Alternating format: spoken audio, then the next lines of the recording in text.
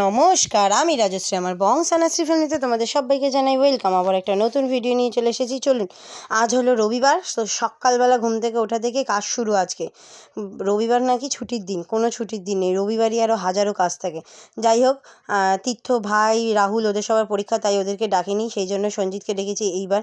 তো সঞ্জিতকে তো আস্তে আস্তে শিখতে হবে না, নতুন বাড়িতে করতে হবে, তো আস্তে আস্তে তো এগুলো সব শিখতে হবে, তো সেই জন্যই আরও ডেকেছি।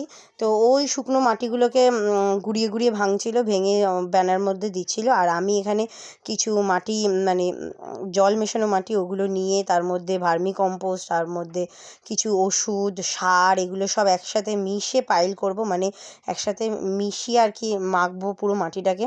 আমি মাখবো না, আমি তো মাখি না এইসব।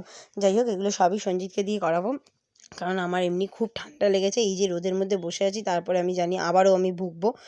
যাই হোক, তাই ফাইনালি এখন এগুলো সব আমি পরিমাণ মতন দিয়ে দিচ্ছিলাম। আর ওকে দেখুন, ও কি সুন্দর করে মাটিগুলো ডালাগুলোকে ভেঙে ভেঙে পুরো মাটিটাকে ভালো করে একদম মিশাচ্ছে আর কি সব কিছুর সাথে। ও সকালবেলা খেলতে গেছিলো, খেলে ঠেলে এসে এইসব কাজগুলো আমাকে হেল্প করার জন্য এসেছিলো। যাই হোক, তারপরে টবের মধ্যে একটা খোলামকুচি দিলাম, দিয়ে তারপর মাটি কিছুটা দিয়ে নিলাম, দিয়ে তারপরে গাছটা বসাবো। কিছুটা মাটি দিয়ে নিই, তারপর গাছটা বসাবো। ওই কুন্দ ফুলের গাছটা বসানো হয়ে গেছে। তারপরেও এই যে এই জবাটা হচ্ছে বলেছে, আমি চেয়েছিলাম জবাটা হচ্ছে লাল থোকা জবা, মানে পঞ্চজবার যে ডিপ লাল মেরুন কালারটা, ওইটা চেয়েছিলাম। জানি না ওইটা দিয়েছে কি না, যাই হোক ওরা তো বললো ওইটা। তো এখন ফুল ফুটলেই দেখা যাবে কি জবা ফুল ফুটেছে। আমার তো মনে হচ্ছে পঞ্চজবা, বাট এবার কী পঞ্চজবা সেটা আমি ঠিক জানি না, কারণ আমাদের বাড়িতে অলরেডি পিঙ্ক কালার মানে গোলাপি কালারের পঞ্চজবাটা রয়েছে, মা একবার রেখেছিল, তো এখন আমি এটা নিয়ে এসেছি। তো এখন ফাইনালি গাছগুলো বসানো কমপ্লিট। তা গাছগুলোর আপডেট দেখুন, আগের বছর যেই গাছগুলো আমি সব কেটে একদম উড়িয়ে দিয়েছিলাম, তো সেই গাছগুলোর আপডেট দেখুন। পান গাছটা কি সুন্দর হয়ে উঠেছে না? তারপর এখানেই দেখুন ভরে ভরে পুদিনা পাতা, নয়নতারা, এই গাছটা আমি সবার প্রথমে কেটেছিলাম। নয়নতারা গাছটা ভেবেছিলাম গাছটা হবে কি হবে না, আদৌ শিওর ছিলাম না। তারপর দেখলাম না, সুন্দর হয়েছে, আর সুন্দর ফুলও ফুটেছে। নয়নতারা ফুল হচ্ছে রাধারানীর সবচেয়ে প্রিয় ফুল।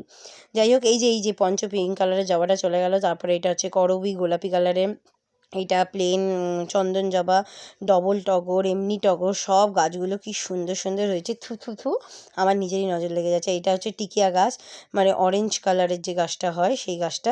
তো এই জবাটা দেখলাম হালকা পোকা লেগেছে, তো এই জবাটার জন্য পোকার ওষুধ নিয়েছি, তো এই জবাটা দেবো এই জবা গাছের গায়ে। আর এই দেখুন আমের বোল চলে এসছে সুন্দর করে। আর এই জবা এই স্থলপদ্মর পুরোটাই পড়ে গেছে আর কি, মানে পাতাগুলো নীলকণ্ঠের নীল অপরাজিতা হয়েছে, নীলকণ্ঠ না, নীল অপরাজিতা হয়েছে। এই পাশে লেবু গাছ, সুন্দর করে চন্দন জবা, লাল জবা, লঙ্কা গাছে কত লঙ্কা ফুল এসছে, আর কত লঙ্কা হয়েছে। আমি মাঝখানে একবার পেরেও নিয়েছিলাম। তারপরে এইখানে পিঙ্ক কালারের জবাটা দেখুন, এই জবাটা হয় খুব সুন্দর। এরা বলে নাকি হাজারি জবা, প্রচুর সুন্দর। আর কত ধনেপাতা হয়েছে দেখেছেন? এই ধনের বীজগুলো লাগিয়ে দিয়েছিল। তাও এখন সঞ্জিত আমাকে বললো তুই নিচে যা, তোকে আর থাকতে হবে না, আমি একা একা জল দিয়ে দিচ্ছি। ওকে আমি বলে দিয়েছিলাম এইভাবে জল দিতে, তো এইভাবে সুন্দর করে জল দিয়ে নিচ্ছিলো। আমার তো ঠান্ডা লেগেছে না, আমার তো শরীরটা ভালো না, সেই জন্য ও হেল্প করে দিচ্ছিলো। আমি কিন্তু ওকে দিয়ে এত কাজ করাই না। হ্যাঁ, প্লিজ কেউ কমেন্ট করবেন না যে আমি ওকে দিয়ে প্রচুর কাজ করাই। যাই হোক, তারপর বাড়িতে এসে মানে নিচে এসে স্নান টান করে রেডি টেডি হয়ে খেয়ে দিয়ে রেডি হয়েছি পুজো টুজো দিয়ে। তারপরে দেখুন এরা সব অরেঞ্জ পড়েছে। ভাই অরেঞ্জ, রিন্টু অরেঞ্জ, মা অরেঞ্জ, ভাই অরেঞ্জ, সবাই অরেঞ্জ, সঞ্জিত অরেঞ্জ। আর এই ফটোটা হচ্ছে আমাদের 2 বছর আগে তারাপীঠ যাওয়ার আগে, মানে তারাপীঠে গেছিলাম সেই ফটো। তারপর মা আর ভাইয়ের জন্য অপেক্ষা করছিলাম, কারণ বাড়ির সামনে খুব মানে আমাদের রাস্তা না বাড়ি হচ্ছিলো বলে অনেক বালি সিমেন্ট পড়েছিল। তারপর ওরা দুজন চলে এলো। দেখুন আজকে সব অরেঞ্জ। হ্যাঁ, অরেঞ্জ মানেই কিন্তু ভাববেন না বিজেপি। যাই হোক, জেঠুর আজকে মৎস্যমুখী, সেই জন্যই এখানে আসা। তো জেঠুর ছবিটা তো দেখলেন, সব আস্তে ধীরে সব কাজ কমপ্লিট হয়ে গেল, তাই না? কীভাবে একটা মানুষ মারাও গেল, আবার তার সব কাজ সম্পূর্ণও হয়ে গেল, মানে।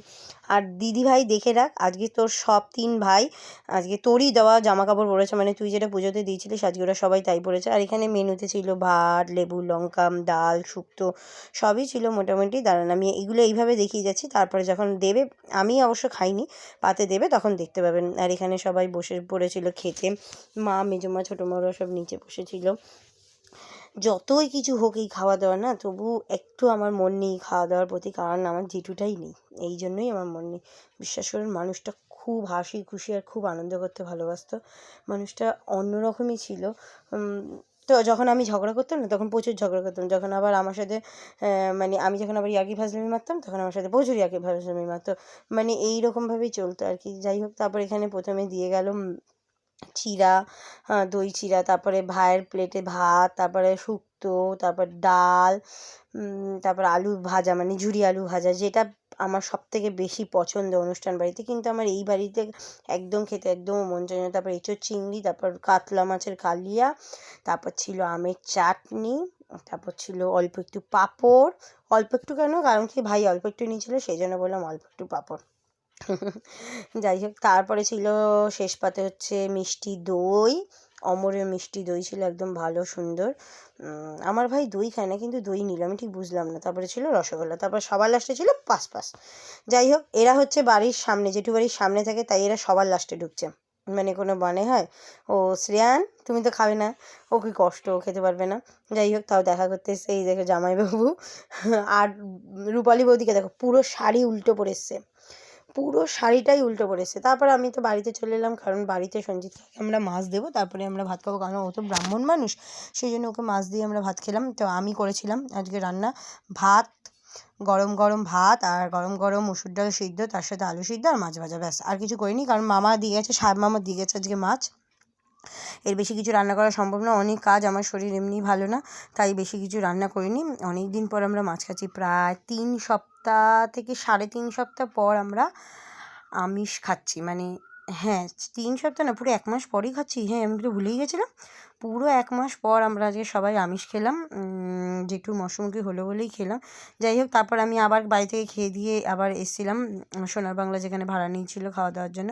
তো মেজমা দেখো, ওকে বেশি বেশি ভালোবাসে, এইগুলো কিন্তু ঠিক না, গুঞ্জন দেখে রাখ, মেজমা কিন্তু শ্রেয়ানকে বেশি বেশি ভালোবাসে, আমাদের একটুও ভালোবাসে না, এটা কিন্তু প্রমাণ হয়ে গেল ভিডিওতে। হ্যাঁ, তারপরে দোলাদির ছেলেটা বারবার এসে রিন্টুর কাছে আসছিল, ও না ঠিক কত প্রচুর ভালোবাসে, আমি গেছি আমাকে গিয়ে জড়িয়ে ধরে কত আদর করছে।